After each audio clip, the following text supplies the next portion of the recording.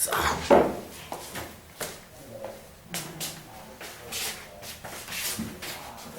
can just slide that down.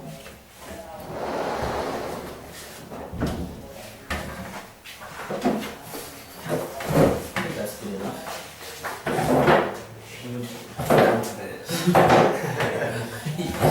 Hold your hand will be safe. Yeah, okay, it's fine. Alright, alright. It can be tasted. Sorry? It can be tasted. Yeah. Can you try? Yes.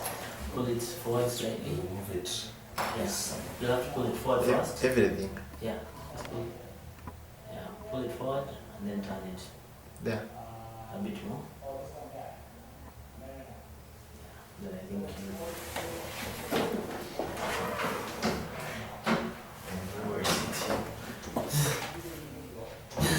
Then I think it doesn't really matter. Yeah. It's I might suggest as well re-record it again. Okay. But it's just to keep track of what we're talking about. Yeah, okay. Alright, good. So, welcome to the first ever Evaluate Like a Winner. Why did I call it that? Because I've had the good fortune of winning Best Evaluator many times. And today, I'm going to teach you, I'll give you the knowledge you need so that you can also evaluate like a winner. So before we get started, thank you George and Karani. Do you prefer to be called Karani or Edward? Edward. Okay. I saw some Karani there, so I thought maybe you prefer that. Okay, so welcome. Before we get started, maybe you can tell me what you expect to learn by the end of this workshop. Basically, is getting mostly what is required first to be evaluated. Okay. Because what I know or what I can say, evaluator is not just anyone. And I think by the end of the meeting, we will know. Because if you remember, by the time that you called me, Yes. I was wondering now, how do I evaluate? Okay. We just started the other day. Yes. Yeah, but now I know by the end of today, you'll make me believe becoming an evaluator is a very easy task. Okay. Yeah. Great. How about you, Edward? My expectation is one to be able to proactively criticize Okay. without deflating the ego or the esteem of the person to be evaluated, and at the ultimate end to motivate that person to improve on what they know All right. or what they can do. So proactively criticize without deflating the ego Yeah. and motivate the person on what they know to improve. Yeah. Okay, excellent. I love those objectives because they tie in very well with what we're going to be looking at today. So I hope you've seen the agenda. And what I'm just going to do, I'm going to request Edward if you can be our timer. Like any good Toastmasters meeting, it's nice to keep time. Okay. So we are currently in the first session, and these are the objectives of this training. Okay. One, being an evaluator helps you listen more attentively, and listening is an invaluable communication skill. The second thing is that you will hone your critical thinking abilities. Critical thinking involves being able to analyze information and arrive at the best possible decision. So that's something that will become better. And lastly, you will also learn how to give feedback tactfully, which is what you've mentioned. All these things are good because they help you become a better leader and a better communicator. So I want to start with a presentation on effective evaluation. This is the only part of today's meeting or workshop which will be a speech, me talking. This information that I'm giving you is available in a PDF document I wanted to save trees, so I did not print it out, but I can send you this later. So you can feel free to write notes, but I will also send this later. This is the only part of this meeting which will be, it's a major part. There's a small part for 2 minutes, but it's a major part where I'll be speaking. So that, don't fear, it's not going to be like this, the whole meeting, whole workshop. Now, effective evaluation. The thing you should know about evaluation is that evaluation is at the heart of Toastmasters. I have been a Toastmaster now for nearly 6 years, and I can tell you that a poor evaluation is one of the fastest ways to get someone to quit being a Toastmaster. On both sides. I know people who've given evaluations, and the evaluations were so below par, and the reaction they got from people afterwards was so, let me say, not so good, that these people shied away from taking any role ever in future. But more common are those people who are evaluated poorly. And I'm sad to say that I know personally I've evaluated someone poorly. Her name was Carol Kariuki. She's a lawyer by training. So of course she's already someone with many speaking abilities. And she came for a Toastmasters meeting. She was giving her second speech. And it was a good speech. Although when I gave the evaluation, I recommended that she repeats the speech. And this was based on the way I had been evaluated, because I was given a very high standard for CC2. So that misinformation I carried through to her, but Carol, everybody else thought the speech was excellent. But here I was asking her to recommend. And you know, after that, Carol never came back for a meeting. So a poor evaluation can really affect someone's journey to Toastmasters. And it's our duty that we give the very best possible evaluation. Hi Phil, welcome. If you don't mind, you can take a seat from the other room. Now, something I thought about when thinking about evaluations is a simple phrase that you can take to heart. Toastmasters is an educational club, but there is no education with bad evaluation. You cannot learn anything when the evaluators don't do their job properly. Which means that what we are doing today is very critical. So what are you required as an evaluator? First thing is that you must be honest. Honesty is critical. There is no point being very soft to avoid hurting someone's feelings, and what you end up doing is preventing that person from learning. Again, don't take out any anger or frustration or bad moods you might have on that day when the person is giving the speech. The thing is, this person, anyone who gives a speech like you both have, you know that you've taken a lot of time to prepare and to give the speech. So it's only fair that the person who is giving you an opinion also does a good job and is honest. The second thing is that your evaluations must be constructive. Okay? Like you mentioned in the objectives that you set out to meet, if your evaluation is not constructive, it means this person might not come back. Okay?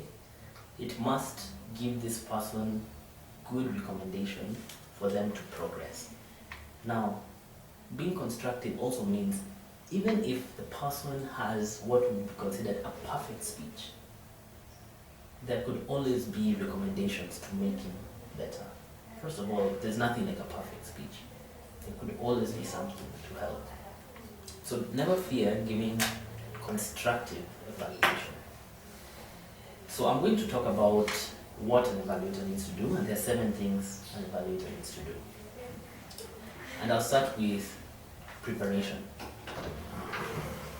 The reason I have been fortunate to win Best Evaluator comes down a lot, majorly, to preparation. This is the reason I asked you to read the projects before you came, because today we're going to do some evaluations. And without knowing what these projects are about, you'll find it very difficult to evaluate.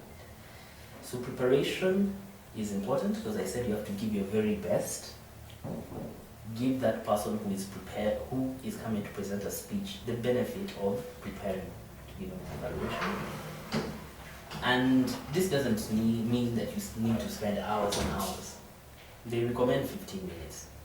15 minutes to which you will take to read the project, okay, to read the guide for the evaluator, and very importantly, and most people forget this, to speak to the person giving the speech before he gives a speech. So always arrive early, locate who you'll be evaluating, speak to them for a few minutes, ask them, what would you like me to look out for? What are the things that you want me to evaluate you on, to be more keen on? Remember, Toastmasters is a self-paced educational workshop. So if you fail to take into account what the person wants to become better in, then you are failing in your role as an evaluator. Now, I know sometimes you can get ambushed. That's happened to me many times, whereby you're just given a told to evaluate this person. It's unfortunate, it can happen, but always try and be reading your manual ahead so that you can be prepared at any time. In fact, one of the Toastmasters promises is that at any time if you're called to take any role, you can do it.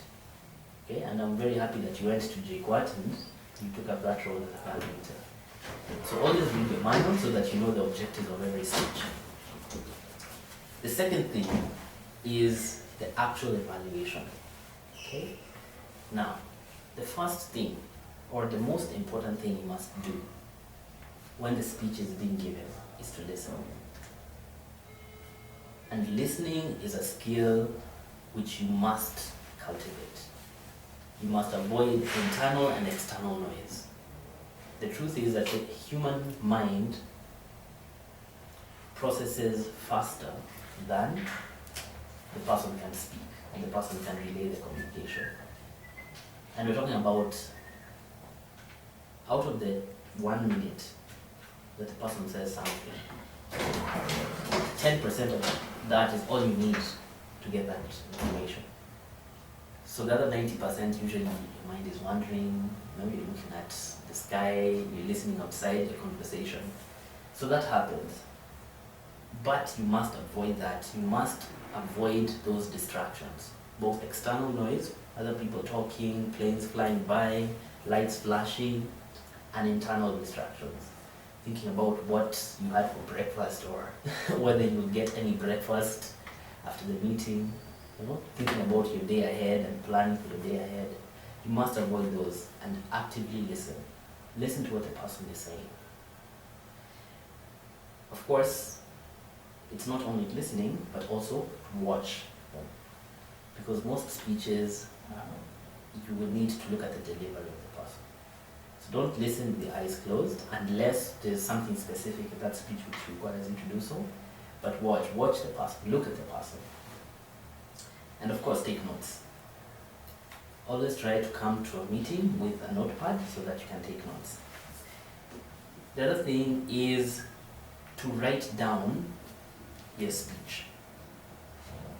Okay? Now, writing down your speech, and I think our time is, we're not doing very well, so let me just go faster. So write down your evaluation.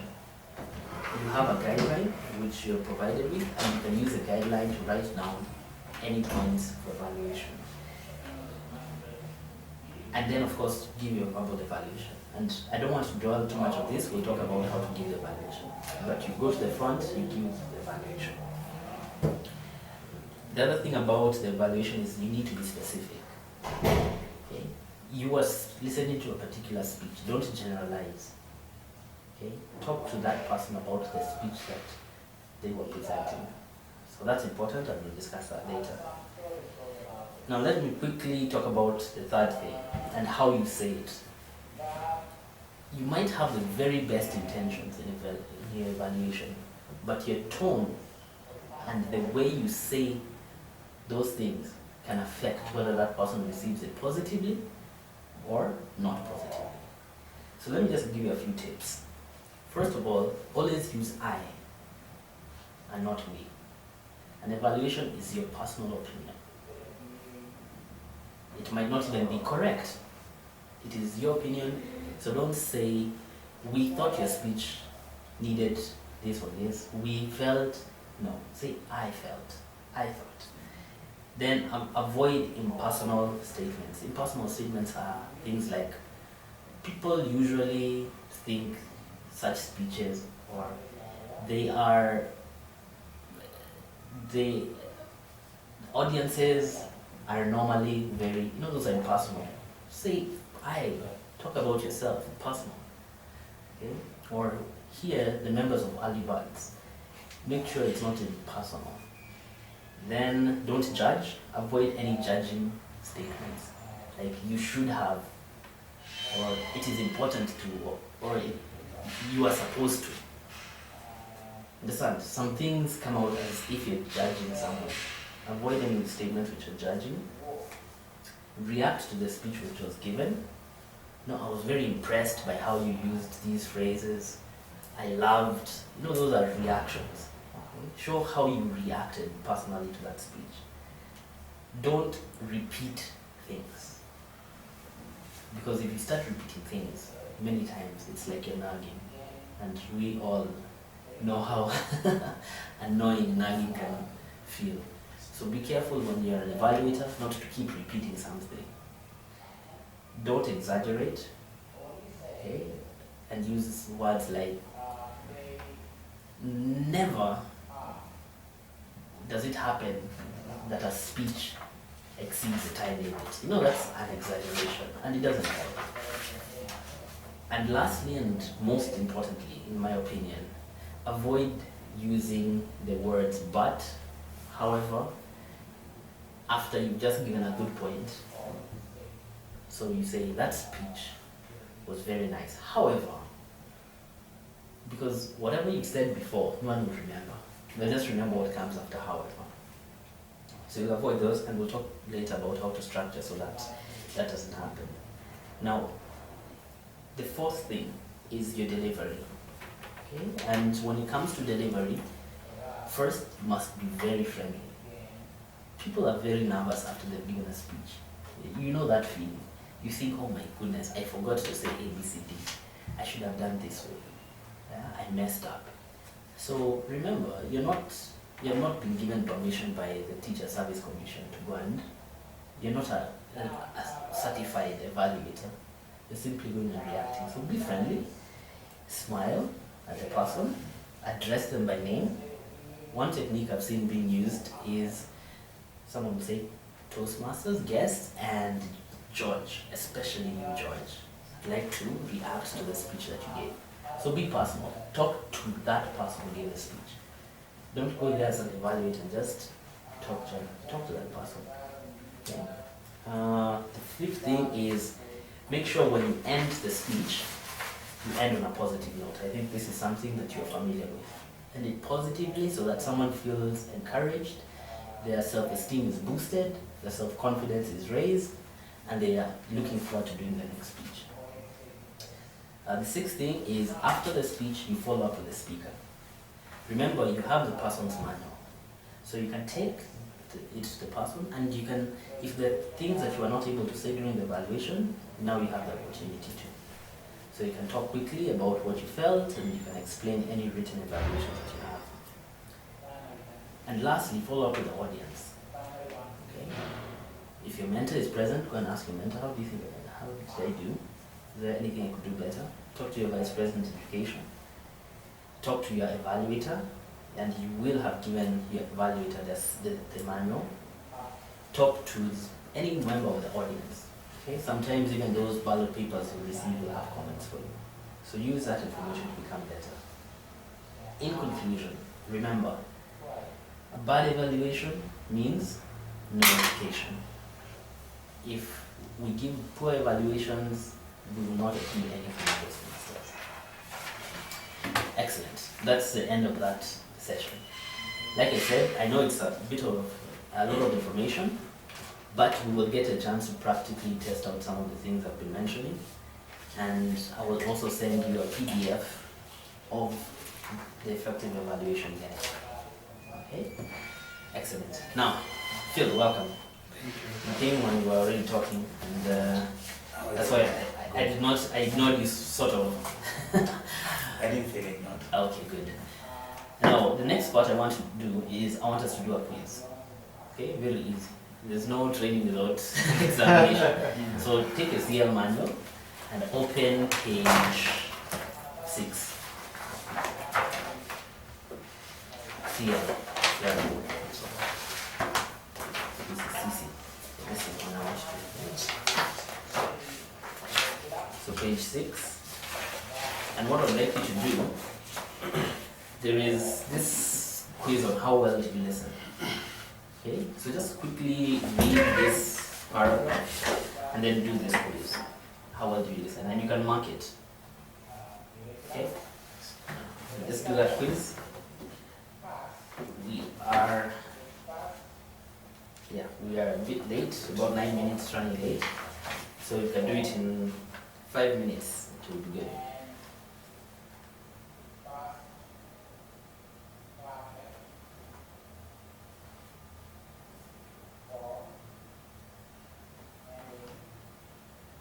You had read this project before, I assume. Had you read it? Yes. So you can just go ahead and do the quiz if you had read the project.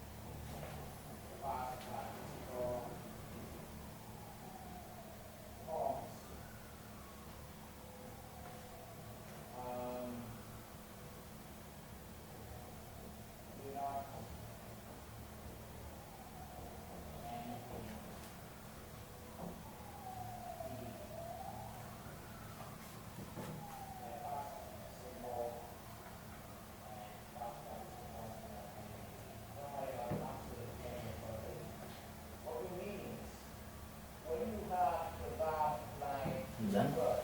Just add them up and see what your score is. You can even write your score somewhere alongside.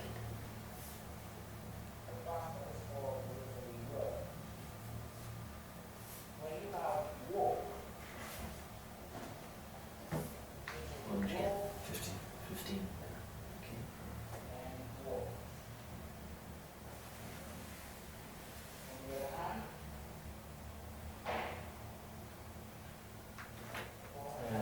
Okay. Yeah. Either you can even just write it alongside somewhere in your manual.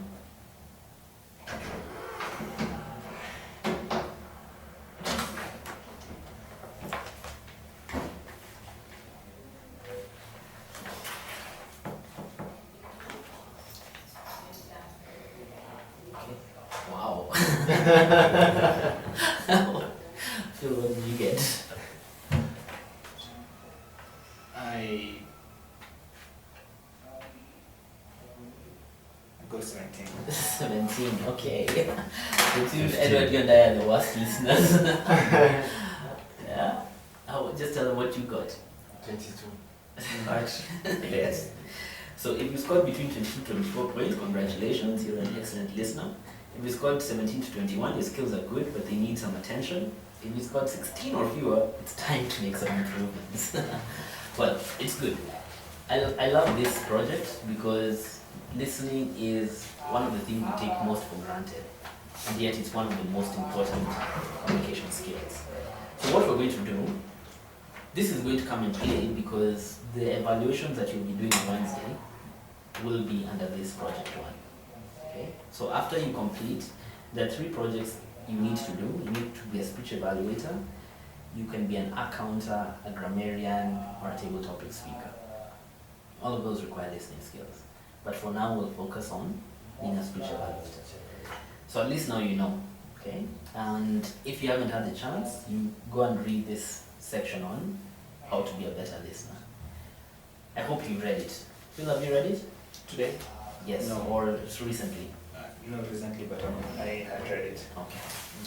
Since we might not have time right now for that, so we'll just go ahead. Now, what I want to do in this next session, I want to talk about the ingredients for an evaluation, for a successful evaluation. And this is going to be a quick discussion. Okay? So, just before we get to that, Phil, maybe I can ask you, at the end of this training, what would you like to achieve? I want to be an evaluator who, in terms of making the Toastmaster that I evaluated achieve his goals, I'd like to inspire them. Okay, so you want to help Toastmasters achieve goals and inspire them. Yes. Alright, great. Achieve goals and inspire. Now, here everyone can come up with an answer. In terms of a good speech, what do you think makes a speech good? Give me your feedback. Good speech is one that informs the audience of that particular subject the speaker is speaking about. Okay, so it's informative. It's, or let me say, useful content. Can I put it that way? Yes. Okay, so it has useful content. Any other thing that makes a speech nice? The sound, if maybe the speaker was clearly loud. Okay, so yeah, Because the audibility. audibility. Okay, audibility. Right. Anything else? A good speech should be captivating, should capture the attention of the people. Okay, captivating. Right. Good. A good speech should be straight to a point where there is an action point after that, there is a reaction. Okay. Everyone has a response, like something is activated. Are you talking about a call to action or? A call to action kind of yeah. Okay, so there must be some call to action, some takeaway. Yeah, something kind Okay.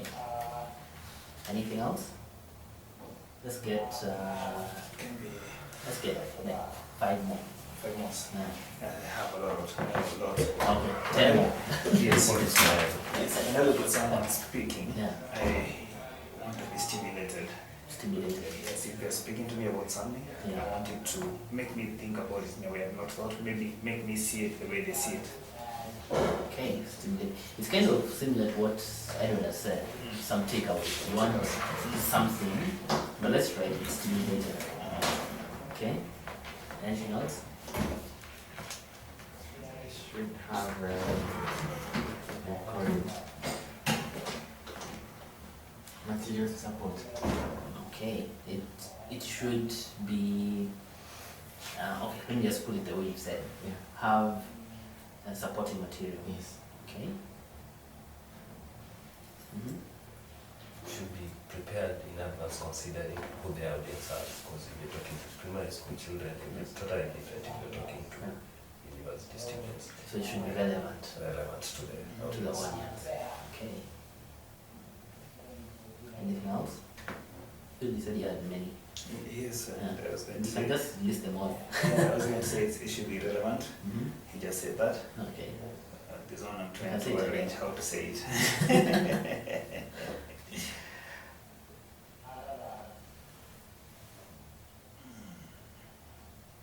Just someone else go on before I Can I That's a big say, point. before maybe you can finish, a good speech must be within the time limit. Okay. So it must be time bound, Yes. not too short and And not too long. instant. Okay. It should be objective. Mm-hmm. By objective, What I mean is not just the content. yeah. it should be. Oh, there is the purpose of the speech. Yes. I don't know if you can say it's the content or the relevance, Yeah. but it should be the objective was different from the two. Yeah. It should have a purpose. It should have a purpose. Yeah.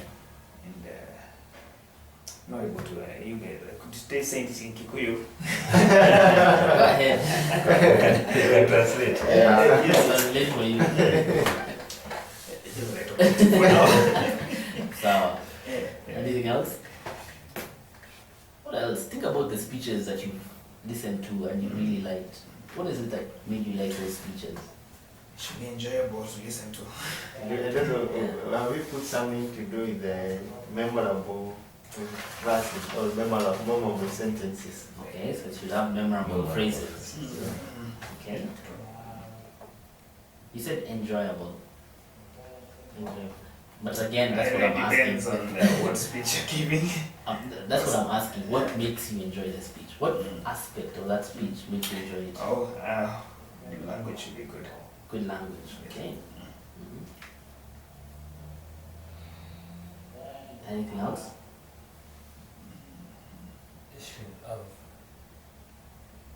something that it was there. It's something you learn, something new. Yeah. As in, something you didn't know. Something surprises you. Okay. Didn't know. Okay. Surprise or new information. New information. Okay. The I delivery guess- should be good. Delivery. And by delivery, Delivery is what you say about being yeah. audible. Yeah. Your body language should not contradict what you're saying. Okay. So good. Good body language. So good body language. Right. Anything else? How do you say that you should be, when you're giving a speech, you should be in tandem with your audience. You don't want to leave them behind. You look like you're talking to, you're just talking to yourself. So And get lost. you should pace. You should pace yourself. Yes, you should go together. Okay. If you're speaking about maybe being happy, Yes. you didn't leave them with a comment that sounds very sad, and you go with them. Okay. So you give your speech based on the audience's reaction. Yes, Or rather, you take or notes. carry your audience along with you. Okay. It's the same as interacting. It's different. I think it's different because here he's saying you make sure that the point Yeah. is Have you ever listened to someone and you had no idea what they were saying? Yeah. You don't want to do that. okay. So carry the audience along. Let's just put it that way because that's how we phrased it.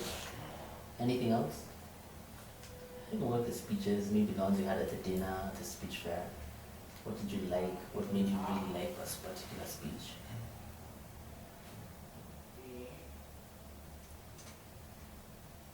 Okay, even that's enough. I think we have 14 things so far. And the idea behind listing these down is the same things that make you enjoy a speech are usually those things that an evaluator can react to. Yes, we have the objectives of the speech, but all these things make a speech good or bad. So it's possible to react to them. And what I'm going to do, I'm just going to talk about what I consider 11 aspects of a speech to make it nice. They include almost everything that you've mentioned, but once I give it that way, you'll be able to keep track. Now, it doesn't mean that a speech needs to have all of this, but the more it has, usually the better the speech is. So I'm just going to list them, but again, I can send you this on copy, but I can take notes if you wish. Now, some of the things that would make a speech interesting, and I'm going to list 11 of them, are one, that it must be a relevant topic, and I think this was discussed. Okay? There is absolutely no point talking to people about something which they have no interest or possible connection to. Okay? So a topic should always be relevant to the audience. The other thing is the person who is speaking must demonstrate authenticity. Okay? They must have a passion for what they're speaking about. It must be authentic. You must not feel this person is lying. The other day when Lucian gave her speech, and it was a tear-jerking speech, no one felt like those were crocodile tears. Okay? It felt real. Understand? When a speech is authentic, when you see that person is really talking about something they're passionate about, the speech becomes more powerful.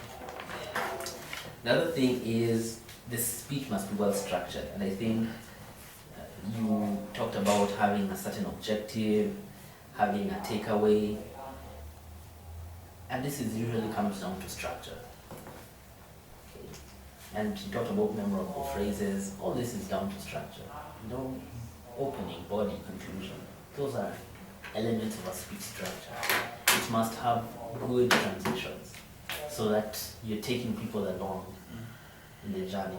Someone is not confused, what is this speech? What are we now talking about? The other thing is, a good speech usually is done through storytelling. Okay, and again, I think this is what Phil was referring to. When you tell a story, you take your audience along with you in that story. You take them step by step. Then you were happy, then you were sad. We went up the hill, we came down, and people are walking along with you. They're interested to know what's next. Okay. Another thing which makes speeches good is emotion. Okay. And not just your emotion, but the emotion you invoke from the audience. When you see you've talked and people are feeling, wow, that really is something emotional. Then metaphorical language. Now, you could be speaking about a concept which is not very clear, or something which is a bit technical, like the speech Phil gave on the pale blue dot. Okay? In an ordinary circumstance, that some information which would be easier for physicists or astrophysicists or astronomers to comprehend. But when you used metaphorical language, a pale blue dot, you help everybody visualize what you're talking about. So usually a good speech, especially those which deal with technical or difficult concepts, they use similes,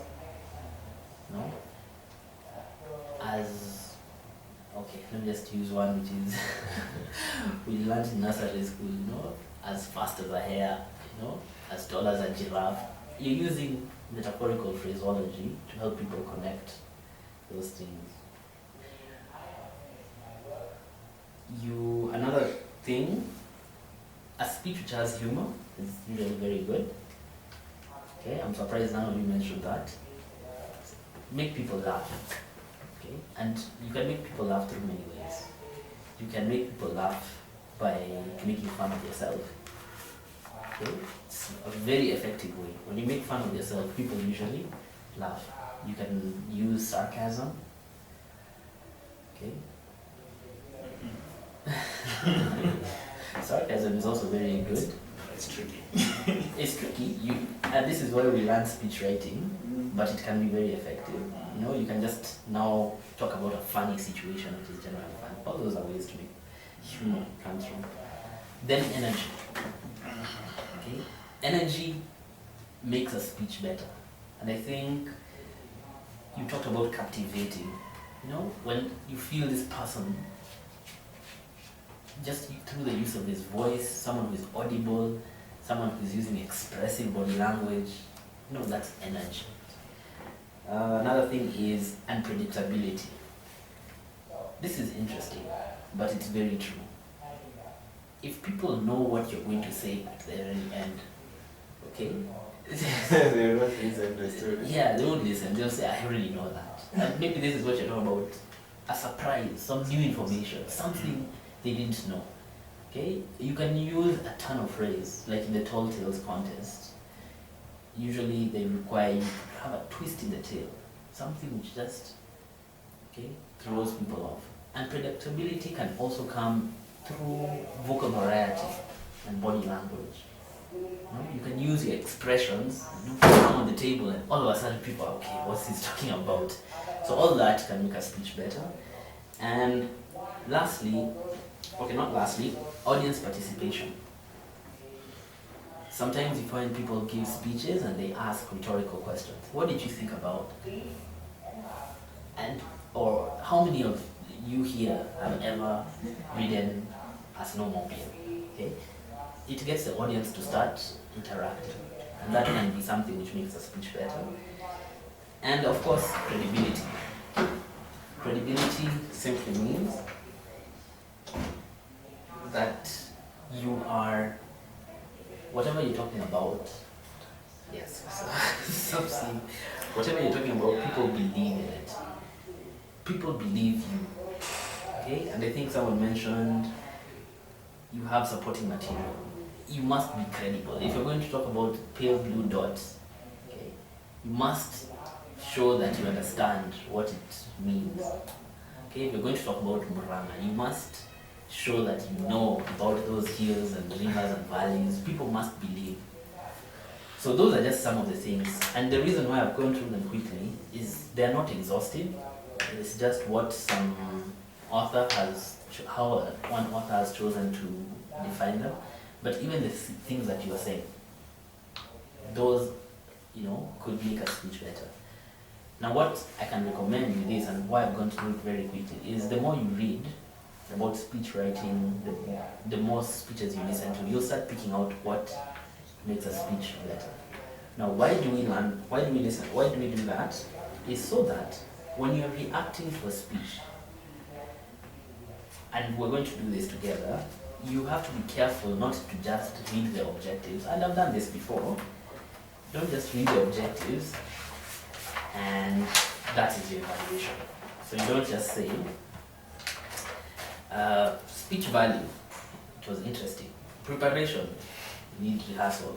Organization, that's not, there are better ways to do it. And learning these things will help. So what we're going to do now we'll get to the more interesting parts. I'll give each of you an evaluation form. Okay. These evaluation forms are not specific to any particular speech, but it's what I would like you to use when you're evaluating a speech. And we're going to watch a speech together right now. And then we will evaluate it jointly. So the speech we're going to watch is a CC3. So I hope you've all read the project for CC3. You want to do a CC1? I've read up to CC2. No. I stayed up to 2 a.m. reading this. 2 a.m.? Yes. You only needed 1 hour to read these things.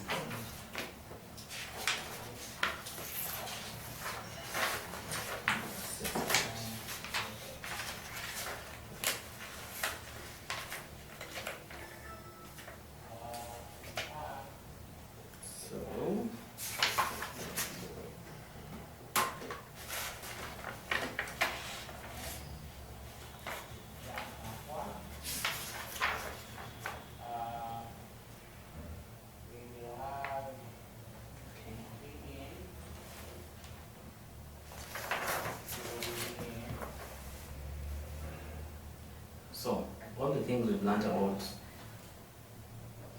evaluation, I want us to do them right now.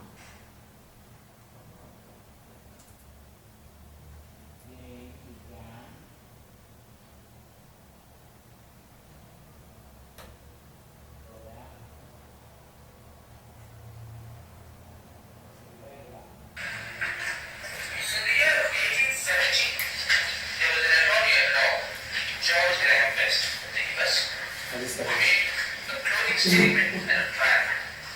And he said, in this selfish world, the only creature that God has created was unselfish, who never deserts man, who's known never to be treacherous, and who's always known to be faithful. That is his dog. No smartest can guess that dog for my day today is man